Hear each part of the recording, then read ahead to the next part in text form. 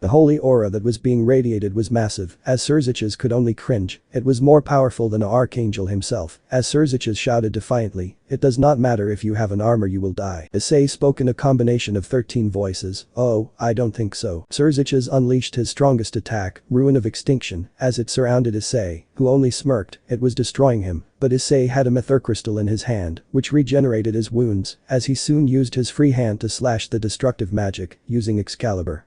The sword slashed through it like it was nothing. "No, impossible, you should have died from that." Issei only laughed in 13 voices as he spoke. "Oh, you are going to witness something truly impossible, fall of the great Lucifer. No, a false Lucifer like you." "Now, my turn." Surziches unleashed several bullets of destruction magic as Issei used Excalibur to keep slashing them like it was nothing. He soon spoke, "It is time to end this. I am going to make sure for you to remember me, Serkant Waremori." Surziches was getting angrier as he tried to release his aura, but it was unable to do much against Issei, whose armor was completely destroying any demonic magic upon close contact. Witness annihilation. Issei begins the final attack as he stabs Excalibur to the ground, the sword flowing with purple energy. A magic circle forms in the center as 12 diamond crystals surround the beasts, with 12 magic circles appearing behind it. The cross-like symbol appears in the small magic circles before they disappear along with the crystals, now forming a small triangular light on the ground.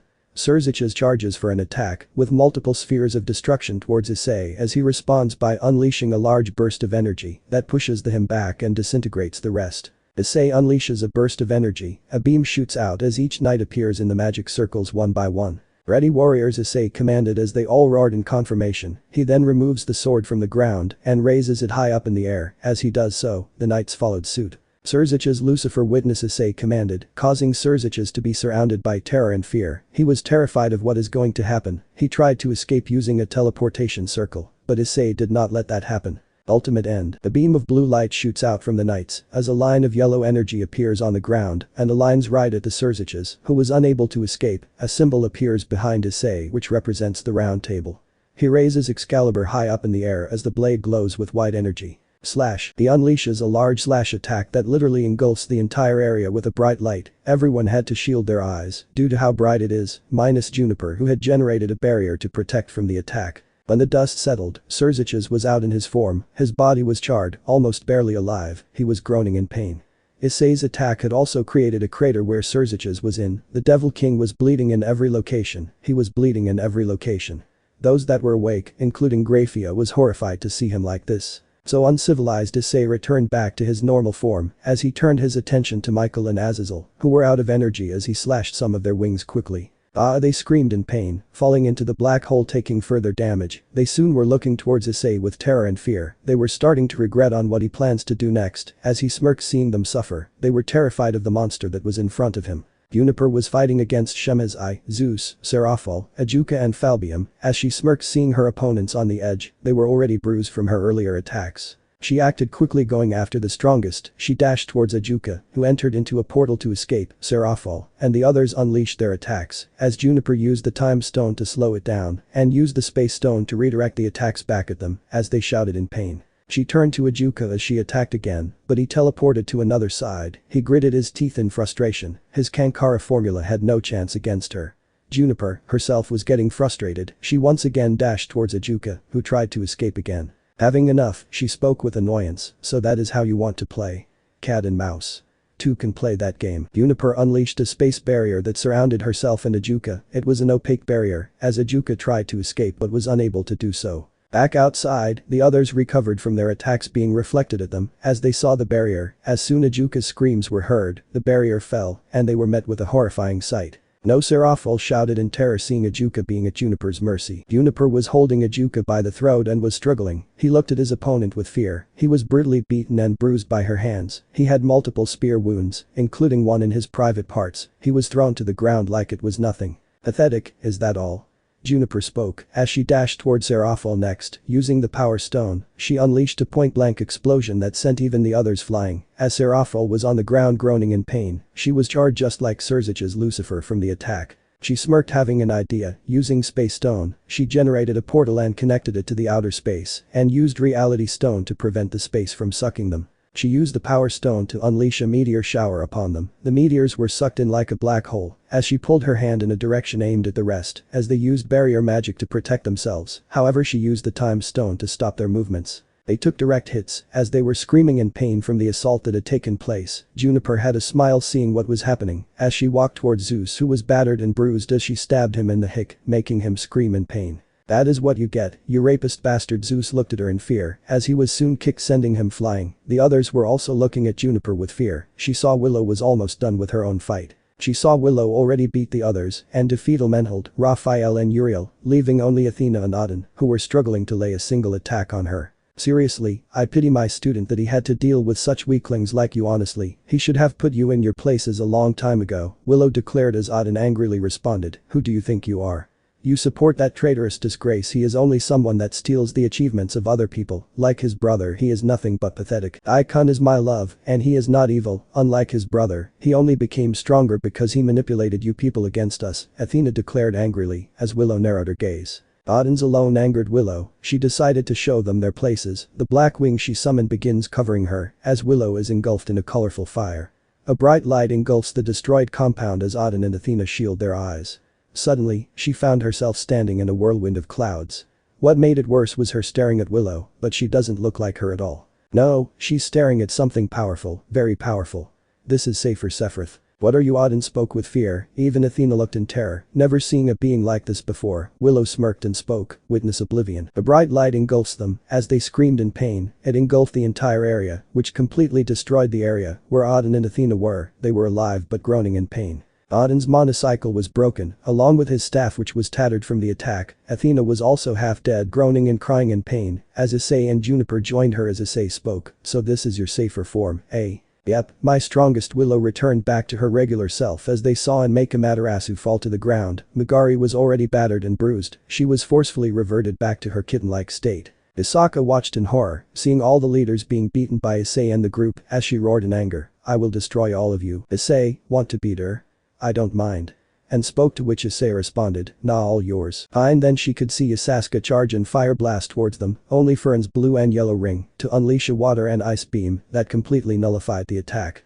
And acted quickly. She decided to make an example of the fox whore. She used the black ring to unleash pure negative energy, which made her scream in pain. "Why you?" Isaka shouted, to which An acted quickly, creating yellow projections of strings to restrain her as she brought out her katana and swiftly slashed all 9 of her tails. Isaka screamed in pain as her body was glowing in response. She tried to protect herself, but An was not going to let that happen. She was told by Issei that this was Sunshower barrier, allowing her to create a very strong barrier. Acting quickly, she used the purple ring to teleport and create a vortex of ice, using the white and yellow ring as she screamed in pain, forcing her to return back to her human form. She tried to get up only for An to stab her in the stomach, making her cough up blood as she spoke. "It's over." Isaka could only look in horror as someone threw a fireball at her, which only made her head move. She turned her attention to Kunu, who was tearful as she shouted angrily, "Let my mother go, you monsters." And could only look towards her and look at Kunu with pity. She remembered Issei telling her on how even Kunu and Milikas were manipulated due to their parents falling for Dai's lies.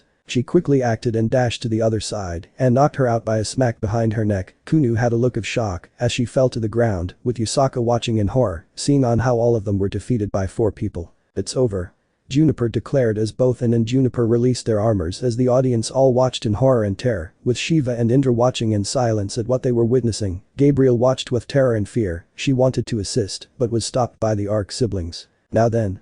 Issei walks to Dai. After torturing Serziches and Graphia, he grabs his brother by his shirt as he looks at the audience. All had terror in their eyes and some even had tears in them. Bianca looked towards Gabriel as she had a plan in her mind. She walked towards her and spoke, "So Gabriel still believe my dad is nothing but a weak liar?" Gabriel was speechless, unable to believe what was happening as she retorted, "You lie, Lady Bianca. Dai-kun wouldn't be this weak. Your father has just become stronger. He is nothing but a monster." The Arc siblings were on the verge of laughing. Persephone was about to speak, but Bianca stopped her, assuring her that she has a plan. "Oh really?" Bianca spoke with a mocking tone. "Then why don't you see for yourself what kind of a man he is? Yeah, if you are so believing of our uncle, then why don't you see the truth for yourself?" Saffron spoke with her own mocking tone, which made Gabriel grit her teeth in frustration as she spoke. Fine, if that is what you want. Meanwhile, Issei put a truth spell on Dai secretly as he spoke. Well then, are you going to speak now? No, I won't, and Dai was unable to speak as he soon spoke after a short while. I will speak. Issei gave a grin as he forcefully released his memories to the public as they all were stunned. However, they still did not believe the truth and started to boo at Issei. But Issei spoke. So Dai Hyoudou? Do you confirm these memories to be true? Issei asked, to which Dai wanted to refuse, but couldn't. His mouth was forced to reveal everything as he spoke. Yes, everything is true. I did everything. I stole Issei's achievements for my own glory. I wanted the girls he loved like Ingvild and Gabriel, even Juniper and their daughters were on the list. I even went after Kusha and Tsubaki, despite knowing they belonged to other men, I wanted them for my own. Issei grinned as he could see their anger turn into horror. Issei then spoke. I added a truth spell, so that he was going to say the truth regardless. That means Ingvild spoke, as Ingvild Arcadia responded, just watch, your highness exposes him completely. Good, excellent, tell me, was it you that stabbed me in the back, almost killing me? Issei asked, to which Dai spoke. No, I did not. Yes, I did. Dai responded, unable to control his own mouth as he continued. I did it, since my brother had outlived his usefulness. He was no longer proving any worth to me, and I no longer needed him. The Arcadians were angered by what happened, they were about to give them a piece of their mind. But Issei stopped them as he continued. Now then, did you love any of those girls, or was it lust that made you see them? No, I truly love. Dai's face again was changing as he forcefully spoke. I do not love any of them, they were just my desires taking over me, their bodies and type was what drove me to them. I don't even like some of the girls' attitude, like Seraphal's childishness and Ria's annoyance. The girls were tearing up upon hearing this, while the leaders were horrified. Shiva and Indra knew Dai was suspicious, but they never knew he was this bad, as Issei continued. Now then, for my last and final question. Do you know the sealing pattern for Trihexa? Or not? Yes, I do know. Dai gritted his teeth in frustration as he was forced to speak the truth. No, I don't know. It was Issei's knowledge on magic that he was able to seal the beast. Had it not been for him, we would have been wiped out. He was the one that sealed Trihexa, not me. I declared as Crom finally decided to speak. Yes, finally I was waiting for this moment that someone exposes this piece of shit. What Dai said was true, and Hyoudou. Issei did a good job of applying a truth spell. Crom cheered with happiness. He then spoke to Issei, Your Highness, when you remove me from him, please seal my gear, so that it does not fall into any wrong hands. Why but? Issei asked with confusion as Crom spoke. It is a long story, but Drake will explain when the time comes. Not now, Drake added in response. Crom is right, it is best if you seal the gear, and not let anyone get it, the vault will be perfect. Drake spoke the last part in a hushed tone, as Issei nodded. So you see it now, faction leaders, this is the truth of your hero. I hope you are proud of what you have done. I was the real hero, but you fools have fallen so far that you failed to even realize it until it is too late. Issei spoke as he dropped Dai, who shouted with total madness. You should have been dead. You're the reason why my life will now be in ruins. I should have killed you when you were at your weakest. Issei Hyoudou. I charged towards Issei with whatever strength he had, as he grabbed him by the throat and spoke. Don't blame me for what has happened to you, you're to yourself blame. No matter what you did, you always stole glory, never even worked once. You deserve this. Issei spoke as his eyes glowed. Now suffer for all eternity. Issei's hands glow a dark purple with curse energy, as he stabs Dai in the heart. The Hyoudous all look in horror, as he drops Dai. He activates a spell removing his sacred gear, much to Crom's happiness, as Mickey asked with terror, what did you do? See for yourself. Issei spoke, as he punched his stomach and pushed Dai back. He clutches his stomach in pain, as his body began forming into something grotesque. Everyone can hear his screams of pain and agony. This is what you deserve, Issei declared as he saw his brother crying, begging him to stop the pain. As he looked apathetically, he then spoke. Please help me, I beg of you, it hurts, please help. Dai pleaded from Issei, as none of the Arcadians had sympathy for him. His body soon transforms into a grotesque blob that surrounded the entire area. See, this is who your man is, a fraud, a deceiver, nothing more, nothing less. He doesn't care for you, he only liked you for your bodies and to ruin his older brother even more. The mere fact that you chose him over someone that would cherish you permanently shows how blinded by beauty you all have been. Now be with him, since that is what you wanted. Juniper spoke coldly as the girls continued to cry. Issei looked at the leaders, they were all either devastated or ashamed of what is happening, while the Hyoudous were crying seeing Dai's fate in the truth, which was revealed. Rias got up and tried to walk towards Issei, in hopes that she would be accepted, only to be stopped by Juniper and Rias Arcadia. Don't even think about it, Grimory. Juniper spoke coldly, as she aimed her magic circle at her, with Rias Arcadia doing the same, except with the mace, as she spoke angrily with tears in her eyes. You bitch, you're the reason Issei is not with me, you're nothing but a fake, a worse counterpart of me, to which Rias Arcadia only started to laugh as she retorted. Oh really, or perhaps you're the fake and I am the real. I care and love the emperor, unlike you.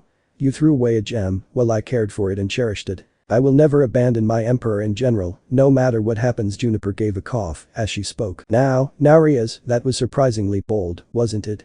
Riaz Arcadia looked away with a blush, realizing what she meant. Even Issei was surprised. She liked him, that was new, as Juniper chuckled before turning to a serious look as she spoke. Riaz is correct, Gremory, you abandoned him, and you have no right to even be near him. I promise you that you won't even come near him, not on my watch. Why you, I will make you pay, you false bitch. Empress Juniper narrowed her gaze at the insult as Riaz was radiating her aura. Every Arcadian was angry, especially her family and her harem sisters, that being Nyx, Office and Mocha. Juniper disappeared as she appeared before Riaz and grabbed her. She then puts her knee up and smashes Riaz back towards it, breaking it completely.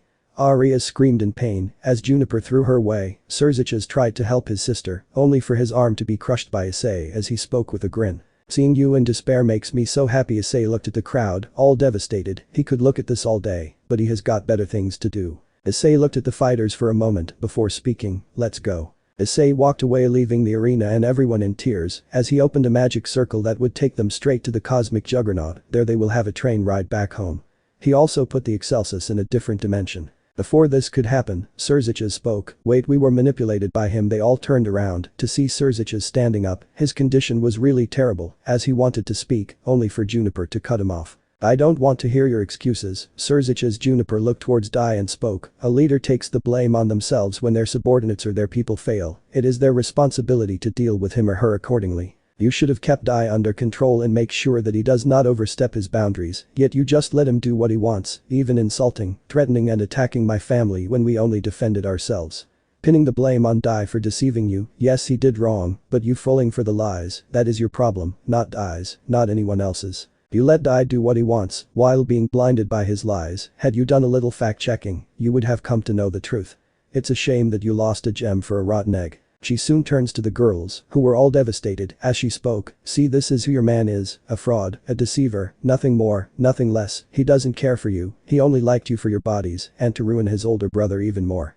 The mere fact that you chose him over someone that would cherish you permanently shows how blinded by beauty you all have been. Now be with him, since that is what you wanted. The girls were weeping even more as Juniper walked towards Ingvild, who was already tear-stained as she spoke coldly. Now then. She grabbed her and used a device that had a small glove attached to it. Her hand glowed a bright purple as it started to siphon away her sacred gear as she looked in horror. No, please. Ingvild pleaded as Ingvild Arcadia retorted, you have lost, now all of your sacred gears will be ours. The leaders realized this and were about to make command as Issei signaled his parents, who all restrained the leaders. Issei brought out Oath of Judah and slammed it to the ground and announced, Zereth power, Elysian Pedian. All of the leader and others' powers have been nullified. Issei soon sent a pre-typed message to them as he spoke, this contains the list of gears and wielders, take it away from them. The Arcadians immediately attacked the wielders, with the Arc siblings going after the Longinus wielders that were powerless. This lasted for a few minutes, and despite the leaders begging them to stop, they did not. In the end, some of the Arc siblings got a Longinus, one even managed to get it from Mitsuya Kanzaki, who was present amongst the factions, who was helpless as his gear was stolen. Bianca got Canis Lycan, Aqua got Zenith Tempest, Saffron got True Longinus, Violet got Regulus Nemia, Olivia got Dimension Lost, Dawn got both Innovate Clear and Tilo's Karma, Jade got Annihilation Maker, Rosemary got Incinerate Anthem. The others also extracted the gears and put them into specialized capsules that sealed them and would be given to worthy wielders. They found a way to extract gears. Juniper herself got Ingvild's sacred gear, Nereid Kiri. I think we are done here, now the factions won't use the gears at all. Juniper spoke up as she spoke to Issei, let's leave, there is nothing we can do. Issei removed the Oath of Judah and walked away. Ingvild tried to reach out to Issei by speaking, wait a stab by Ingvild Arcadia, and a glare from Issei made her think otherwise, and she remained silent. However, someone walked forward and spoke, Issei. Issei turned his gaze and scowled on who it was as Issei spoke, what do you want? Mickey. Are you not going to return back to your mother? Issei remained silent as the Arc siblings were going to lunge, but Juniper stopped them. She wondered what Issei was going to do. Persephone was also going to do the same, but Hades and Nyx stopped her as he spoke, you are right, I will return to my mother. Mickey smiled, however Hades knew what Issei was going to say. The Arcs also realized what was going to happen. I have a mother, and her name is Persephone, Issei declared as Persephone gave a beaming smile to him as he looked towards his true mother and gave a smile, as in commented, looking back, you two look like an actual mother and son. We do. Persephone looked towards Issei as she spoke, you are right, we do. Mickey could only cry at this, Issei has completely rejected her, as Issei gave a nod, ignoring two shits on what Mickey thinks of him. The other Hyoudou could only console her, as Juniper looked towards Mickey and spoke, what you did with Issei is unforgivable. I am glad he left you, and now he is in a better place, now just let him live his life in peace, you have lost him forever. Mickey could only look and nod, as Issei spoke to the rest, do you know what it feels to live in the shadow of your ex-siblings, to always be the loser? For so long, I always tried to help the supernatural and the human world, regardless of what they thought of me, I always walked on the path of righteousness, back then.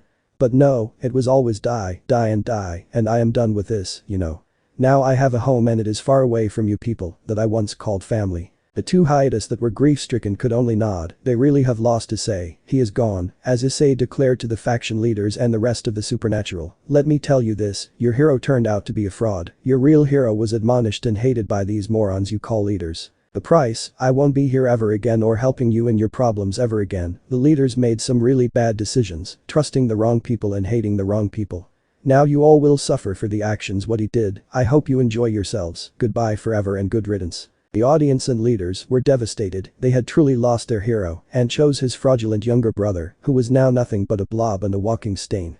No, I won't accept this, I refuse to accept this. If you won't help us, I will make you help us by force. I will start by going after your weakest, Zeus angrily shouted, gaining everyone's attention as he threw the master bolt, which shocked everyone. None could stop him as some tried to restrain him. Rosemary could defend herself, but Hades stepped in and unleashed a barrier that easily blocked it. This was further reinforced by Persephone as she asked, you okay? I am fine, I could have taken the hit. Hades shook his head as he spoke, the master bolt is no joke, trust me Rosemary, it is the reason why this man-child was once the leader of Olympus and at a time stronger than me, before I surpassed him and became one of the top 10 strongest beings. The Arcadians were livid at this, with the Arc family ready to destroy Zeus, who was angrily glaring, but before anything could happen, Issei grabbed the man by the throat as he growled, how dare you harm my daughter. Issei radiated a massive aura that brought almost everyone to their knees. Willow and enacted quickly and unleashed a barrier that protected everyone as Juniper walked forward. She knew that he was at the angriest, she could see Zeus scared shitless, to the point of wetting his pants and the others terrified, while the weak ones had passed out by the mirror aura.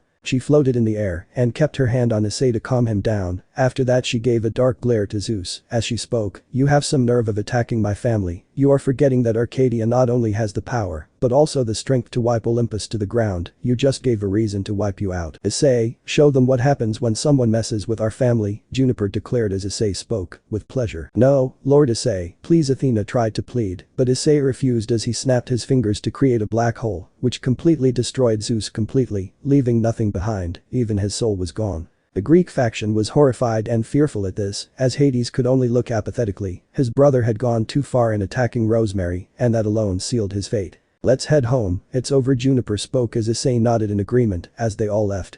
The faction leaders and the others could only look in horror, not only have they lost access to all sacred gears, but also they knew the Arcadians would find a way to remove control from the sacred gear system, or even build a new one. They could only look at Dai, who was just nothing but a blob that was meant to eternally suffer. To some extent some believed he deserved this, but now they had to find a way to contain that blob, and no one was willing to touch it. Shiva and Indra looked at each other, they had to find a way to leave the alliance once and for all, otherwise they will only be dooming themselves even further. Scene change, Cosmic Juggernaut. The Cosmic Juggernaut was already heading back to Arcadia as Issei piloted the train back home. He was surrounded by his family and friends, who were happy that it was over. Jade then spoke, so it is finally over, huh? Jade spoke, to which Issei responded, yeah, it is. So what is the plan now? John asked, to which Issei responded, now we can settle down, live our own lives, and have some time off. Yeah, and I do wish to try some of these long-eyes. Bianca spoke with excitement as a puppy came into her hands. This was Jin. Yep, me too, Saffron spoke while twirling the true spear. As Mocha backed away a bit, Saffron saw this and apologized to her, who did not mind. Issei explained to her that it was a holy relic which would make any demons, yokai and vampire on the edge, as she nodded in understanding. The rest of the trip was when they were all discussing on what needs to be done next. Scene change, Neo Cow's brigade, 1 AM. The man was working on a device that Carmilla asked him to. He was merely assisting her since she was a valuable ally, even more than Euclid. He has the appearance of a middle-aged man in his 40s with dark silver hair and hazel eyes. He looked much like his granddaughter, Valerie, albeit with longer hair and a beard. He possessed a bottomless and creepy aura around his body. He wore the same Mau Lucifer attire as Cerzich's, although colored in silver. This was Rizivum Live and Lucifer, one of the 3 super devils. So is it done? The woman was Carmilla, who had joined or allied herself with the Neo Chaos Brigade for their goals. As he spoke, yes, it should be done, but why do you need this? Issei-kun won't be helping those factions, right? It is for our continued war, it is our only hope. If we can defeat Issei, it would be easier. That is why I ask you to play some of your power. Your power can cancel sacred gears, right? Rizivum nodded as he spoke. Yes, that is true. Sacred Gear Canceller is a unique demonic power, described as the only irregular ability among devils, that allows Rizivum to negate all traits and abilities related to or enhanced by all of the sacred gears, made by God of the Bible, such things vanishing upon making contact with Rizivum. As such, it includes Issei Hyoudou's dragon shots when he had fought him years ago, a move that relies on the power of his balance breaker. Rizivum's Sacred Gear Canceller is powerful enough to invalidate all the Longinus Sacred Gear's abilities, whether it's the 4 high-tier Longinus and even balance breakers, whether it's Hyoudou Kiba's irregular Sword of Betrayer or removing Valerie Lucifer's, in addition to their enhanced forms, and even Gasper Vladi's Baylor form. However, it seems to be a passive power, as he stated that he couldn't carelessly directly touch a hostless piece of Sephiroth Graal, using magic to remotely handle and store it. It's done. Carmilla nodded as she had a smile. Excellent, it would come in handy. From what I heard, Issei has already beaten those factions and taken their gears, meaning we can use this to fight against Arcadia and conquer them, and once we are done, we can conquer this world as well. You can even release Trahixa if you want. Rizivum nodded in acceptance, however someone called out to them. It's not going to work. The 2 looked at a magic circle that looked like a black dragon symbol as a figure stepped into the field. Rizivum then asked, didn't you put devices to make sure that we would be alerted if anyone tries to enter? I did, even I am surprised seeing who it is going to be. Carmilla spoke with a shocked tone, as a black armored figure showed up. It had a draconic appearance. Allow me to introduce myself. I am the Black Dragon Emperor, and you won't be able to conquer Arcadia with the power of mere sacred gear cancelling. The figure walked forward. He had unsheathed his blade. As he spoke, I am an ally, no need to fight against me, I am here to help. Help? We don't even know who you are. All we know is that you have the same signature as a dragon, but who are you? The Black Dragon Emperor responded, like I said, I am the Black Dragon Emperor, and I am here to aid you in the battle against Arcadia, and eventually the factions. But how do we know you want to work with us? The Black Dragon Emperor spoke, cause I see Arcadia as my enemy too. If we can work together, we will achieve our dreams. I want to see Arcadia dead, especially the Arcs. After all, you know what they say, an enemy of an enemy is a friend. Rizivum and Carmilla thought for a moment as they looked at each other. Fine, you are in, I can sense that you are strong, so what can you offer us, Black Dragon? The Black Dragon walked forward and spoke, enough power and army needed for you to unleash your chaos. Rizivum, you always wanted to prove that your devil kind is evil and bad to the rest of the world, right? The Black Dragon released his aura, making Rizivum and Carmilla on the edge. He was really powerful to say the least. Rizivum could only grin in response. As he spoke, you would be an amazing addition to the Neo Chaos Brigade, Black Dragon. Excellent, so shall we begin? The Black Dragon Emperor only spoke, as they all began discussing their plans on dealing with the Arcadians and the Arcs once and for all, and then, the factions are next. S2 Chapter 8. Rise of a new threat. 2 weeks later, in the DxD world, Underworld, 10:30 AM. 2 weeks have passed in the Underworld since the defeat of Dai Hyoudou and his exposure. Many hated what had happened and detested Dai for lying to them for so long. They believed that Dai deserved this fate, and he was destined to suffer as a blob for the rest of his life. Since he had no sacred gear, he was not even worth the effort of saving. The faction leaders were scorned and hated in many locations. People were looking down upon them and cursing them for being the ones to drive their hero away. It didn't help that they lost all of the sacred gears. All of the ones that were located by the faction leaders were gone, now belonging to the Arcadians. Many of the humans working for them were powerless and unable to do anything. They felt fear and despair, knowing that they were going to lose their positions. However, that was not the end of it. The girls that loved Dai were affected the worst, especially the faction leaders like Yasaka, Serafal and Ingvild, as well as Gabriel and Ingvild. Gabriel was the first to notice Dai's true self when Bianca asked her to see. She was devastated and locked herself in the room. Same with Ingvild, who screamed at the top of her lungs and cried the whole day. She lost not only someone who would love her, but also Narid Kiri, which Juniper was now the wielder of. The people were also living in fear, with several having sleepless nights. They feared that when they wake up, they would never see their loved one ever again. They were terrified of the Neo Chaos Brigade killing or attacking the factions. Another faction that was hit the most was Olympus, with their leader dead. Hera wanted vengeance, but she was terrified on what Issei would do to her if she tried attacking Arcadia, or worse if the other Arcs get their hands on her. Athena was also hit the worst. Not only were her father and sister dead, but also her lover turned out to be a fraud and a deceiver. But that was not the end of their miseries. The Hyoudou family was the worst affected too. They had lost their complete support in the supernatural world, with many families cutting off ties with them. However, some, like the 5 principal clans, were happy seeing them suffer, despite what happened to them as well, with them losing a lot of influence in the supernatural world. Luckily, they still had their human business, which was not going to last for long. Unfortunately, due to what Dai had done, the influence from the supernatural was seeping into the human world. The supernatural, or primarily the leaders, questioned Aika about her involvement, as well as the rest of the Hyoudous, but they were all clean, as they also were truly unaware of how evil Dai really was. They were still kept under supervision, with many fearing on what Issei would do if he were to ever get back. All in all, the supernatural world was at an all-time low, such that it would never recover. A few months later, in Arcadia, Arcadian Royal Office, Arcadia, 9:30 p.m. Issei was in the royal office. A few months have passed since the events of the Dai battle. He still had some scores to settle, especially with the students of the Kuo Academy, but he was informed that Jade will deal with them, apparently. So he can focus on his duties as the emperor. All he knew is that Jade's sadistic nature is going to really screw them up. He took a deep breath knowing that his paperwork was just complete as he lied on the chair and spoke, "Finally, it's over." "You got that right, partner." The one who spoke was Drag. As he spoke, "It has been months since the battle that happened with your so-called brother. How does it feel?" "It feels like a weight is finally gone from my heart. Now I can focus on my own regular life. Speaking of which, how are the other dragons doing in the vault?" Issei spoke, to which Drag laughed in response. Crom was the only one content. He was happy with the fact that he was being sealed. Albion and Tiamat, they were a different story.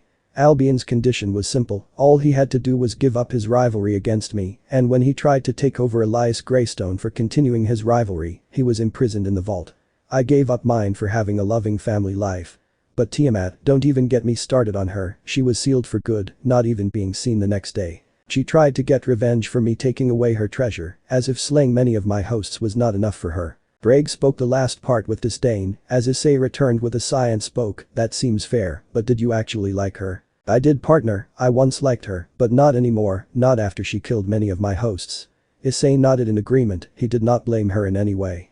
He remembered Vitra being given to Mocha, who was more than happy to be with her than Saji of all people. She also unlocked her balance breaker, that being malleable Vitra promotion. Soon someone opened the door. As Issei looked at the person, this was revealed to be none other than Juniper Arc, as she spoke with a smile, "Hope I am not disturbing." "None whatsoever."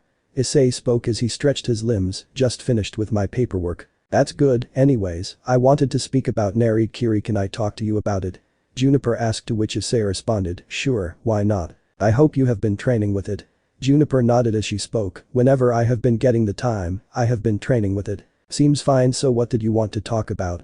Juniper walked forward and took a seat opposing to him, as suddenly a small necklace with a purple appeared on her neck. She then pointed out to it. "Whenever I wish to use my sacred gear, instead of my eyes changing from blue to lavender, this necklace appeared, which now has a purple gem. Whenever I use my sacred gear." Juniper spoke with confusion, as Issei took a look at his gear and spoke. "I see." Juniper looked at Issei as he explained, "It is simple, your sacred gear has evolved. It usually is a rare occurrence when a sacred gear evolves. Even my own sacred gear did start off as a twice critical before it evolved into the boosted gear you see today." Juniper looks down, while holding the gem. She wondered on what other tricks she can do with the sacred gear. Issei then continues, "Not to mention Narid Kiri is a newly awakened Longinus." "Wait, for real?" Juniper spoke with a surprised tone, as Issei responded, "Yep, originally only 13 Longinus existed, mine being a mid-tier Longinus. But due to the defeat of Trahixa and the damage it had caused, the sacred gear system changed, having new Longinus that had manifested in certain individuals. Ingvild was one of them. Narid Kiri is a high-tier Longinus, which allows the user to power to manipulate dragons by using their singing voice and manipulating the sea. In singing alone, the user could enslave dragons, making a dragon fall asleep, making them powerless. Even dragon gods can be enslaved by just merely singing." Juniper was surprised. She knew Narid Kiri's singing can be detrimental to dragons, but she never knew it was this powerful. She wondered what would happen if she does sing, which can potentially harm her children. "That's really powerful."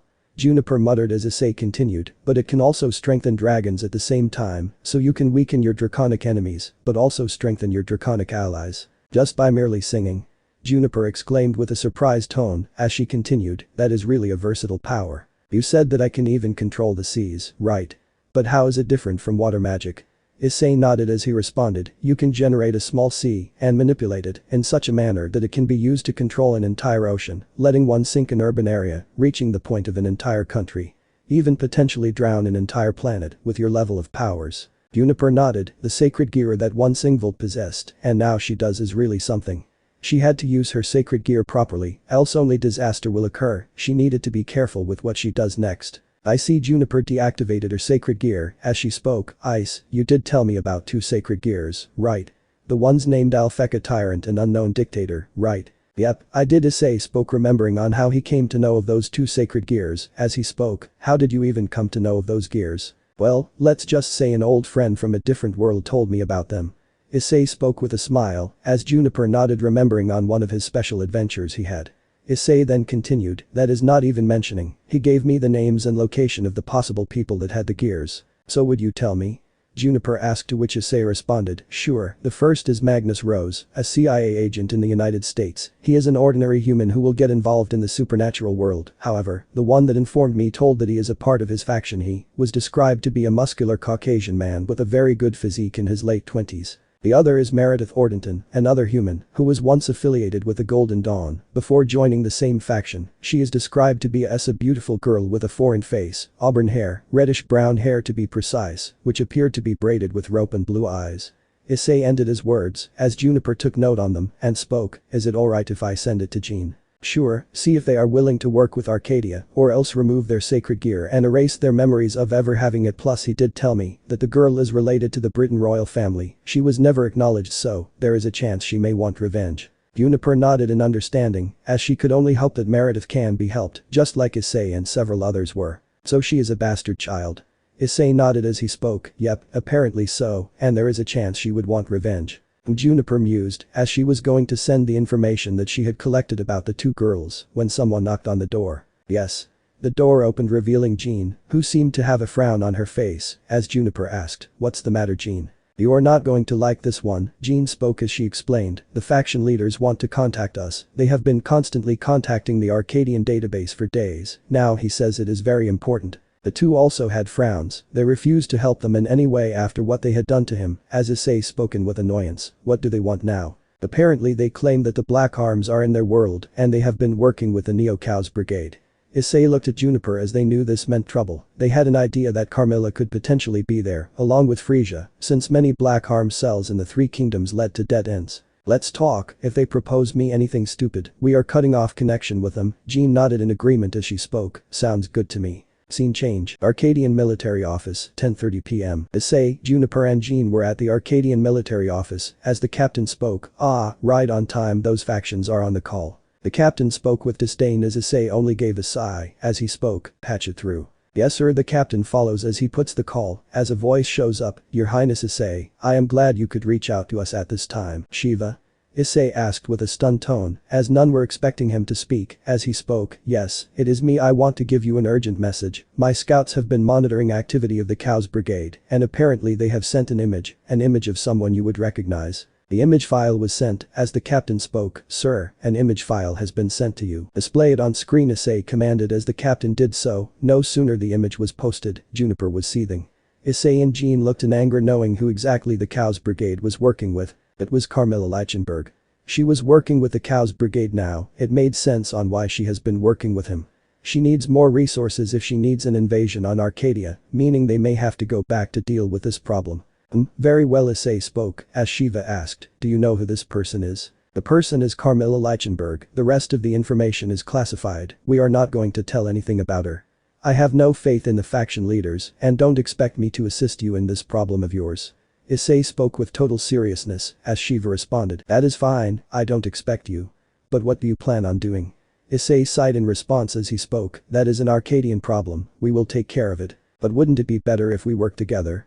The one who spoke was Azazel, as Issei scowled and responded, don't even think about it, Azazel, you never wanted my help before, so why ask me now? Don't be selfish, Issei, please, we need your help. The Arcadians were getting angry, as Issei spoke angrily, selfish, then you can forget any help that happens between us, goodbye. Come on, we can even give the girls, if you want, Azazel declared desperately. Issei could sense the Arcadians, especially Juniper, getting really mad. He himself was equally mad as Issei only told Jean, Cut off the call, Jean, I don't want to listen to this crow's bullshit. With pleasure, Jean responded in kind, as Azazel begged, no Issei, please. The call was cut off by the captain, as Issei sighed in relief. He looked towards Jean and Juniper, who knew what they had to do. They had to deal with the Black Arms quickly, else they would pose an even bigger problem to Arcadia. I will inform the Arc Elders about this. If the Black Arms are there in your old world, we will have to deal with them. The others nodded in agreement as they left the room. Juniper wasn't happy that they had to return back to Issei's old world, but seeing the situation, they had no choice. Even Issei was not happy by this development.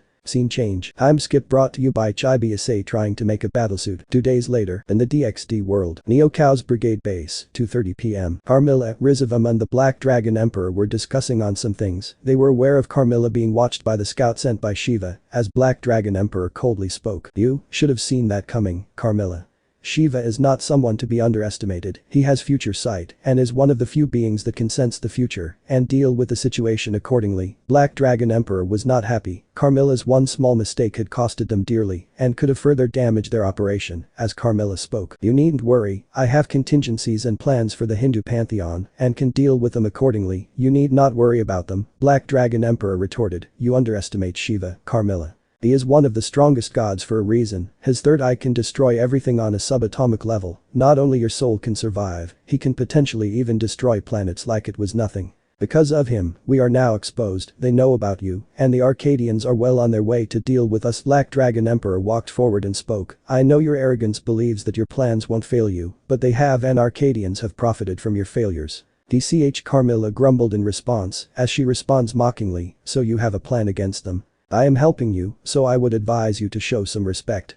The only reason you need help is because you failed to conquer Arcadia, along with your batch of Nicholas and Vlad. You claim your contingencies are perfect. But news flash, nobody is perfect, not yet, so drill that into your mind. Leichenberg. Carmilla scowled in response. Neither were good fans of each other and often clashed against each other, as RageRevan spoke. Eyes, as much as I love chaos, can we save it for later when we deal with the Arcadians? RageRevan spoke, trying to calm the tension down. As he spoke, cause they are here right now. What do you mean?